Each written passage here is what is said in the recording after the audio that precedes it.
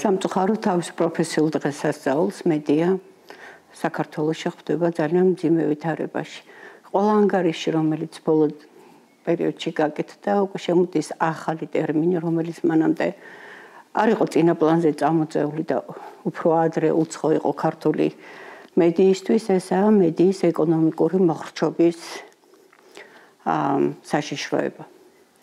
მანამდე ჩვენ გვქონდა სხვადასხვა ხელისუფლებების დროს გაუარესება, საკანონმდებლო, ფიზიკური დაზიანებები ჟურნალისტების მუშაობაში, ხელშიშლა და ასე შემდეგ, მაგრამ ახლა ყველაზე უფრო მძიმედ დგას საკითხი ეკონომიკური არსებობა არ არსებობის.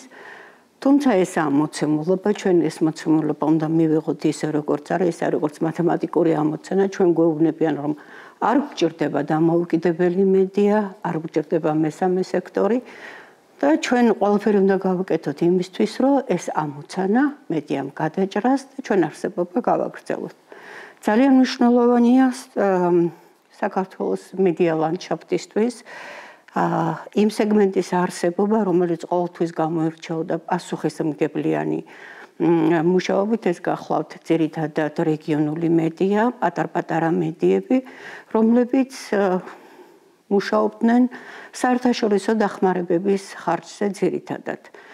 დღეს უკვე აღარ მუშაობს რუსთაველის აფორიზმი, რომ სჯობს სახელისა მოხვეჭა ყოველსა მოსახვეჭელსა და ჩვენ გვეუბნებიან, რომ არ იქნება პრობლემა, თუკი ჩვენ დავრეგისტრირდებით როგორც აგენტები, როგორც უცხო ქვეყნის გავლენების გამტარებლები, თუმცა ქართული მედია ასე არ ფიქრობს, განსაკუთრებით რეგიონებში.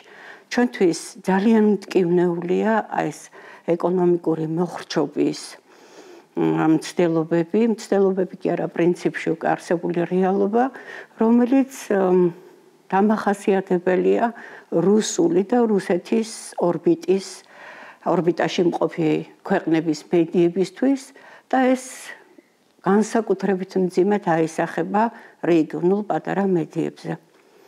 ჩვენ ხშირად გვეკითხებიან, რომ კი უცხოეთიდან თუ კი ფინანსდებით, ეს რატომ არ არის გავლენების შესაძლებლობა ან საშიშროება. ასე არ გახლავთ. სწორედ უცხოური თამაში პირველ რიგში, რა თქმა უნდა, იგულისხმება ჩვენი პარტნიორი ქვეყნების დასავლური ცივილიზაციის ნაწილის დახმარება, რომელიც უპირისპირდებოდა ამ შემთხვევაში რუსულ რბილძალას, რუსულ გავლენებს, რუსულ ძალიან დიდ ფულს, რომელიც ქართულ, ყირგიზულ, ბელორუსულ და ასე შემდეგ სხვა ქვეყნებში, რომ ჩვენს გარშემო ახლო მეზობლებში ხშირად გამოიყენებოდა პოლიტიკის შესაქმნელად და ამის წინააღმდეგ იყო ზუსტად მიმართული ეს დახმარება, რომელიც სამწუხაროდ ჩვენმა ხელისუფლებამ ჩათვალა, რომ მედიის მოსახრჩობად მისი გადაკეტვა იყო საუკეთესო საშუალება. მნიშვნელოვანია, რომ ჩვენ, როგორც ახლა ვთქვი, მოცემულობა რაც გვაქვს ის მივიღოთ და ყველაფერი გავაკეთოთ იმისთვის, რომ არ შესრულდეს საბოლოო მიზანი ერთი პოლიტიკური ჯგუფის, დღევანდელი ხელისუფლების, რომ მედია ეკონომიკურად მოახრჩონ. ამაში პირველ რიგში გადამწყვეტი მნიშვნელობა აქვს თავად მედიის ქმედებებს, გადამწყვეტი მნიშვნელობა აქვს საზოგადოების თანადგომას.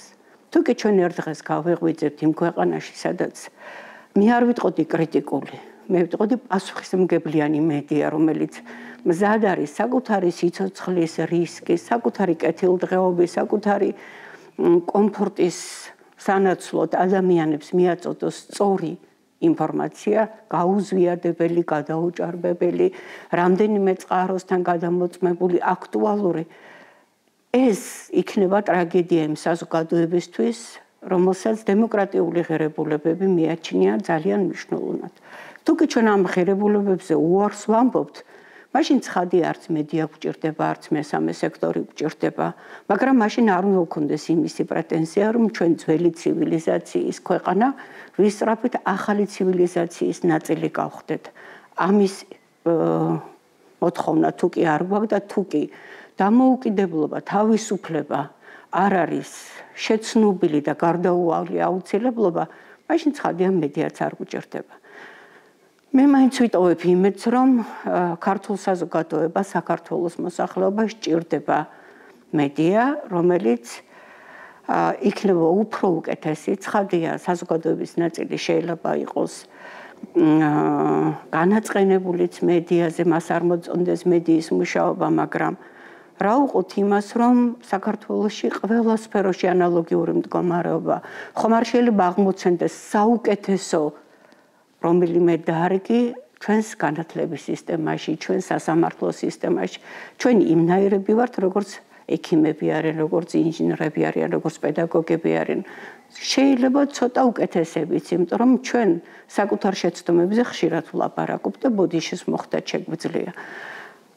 საზოგადოებას თუ კი ჭირდება დამოუკიდებელი თავისუფალი მედია, ის იბრძოლებს ამ თავისუფლებისთვის, ის იბრძოლებს მედიისთვის, ის იბრძოლებს იმ მიღწევებისთვის, იმ შედეგებისთვის, რომელიც ჩვენ უკვე გვქონდა, როცა ვამბობდით, რომ საუკეთესო კანონმდებლო გვაქვს, როცა ვამბობდით, რომ არ გვყავს პატიმარი ჟურნალისტი, როდესაც რეიტინგებში ჩვენი მაჩვენებელი იყო ძალიან კარგი.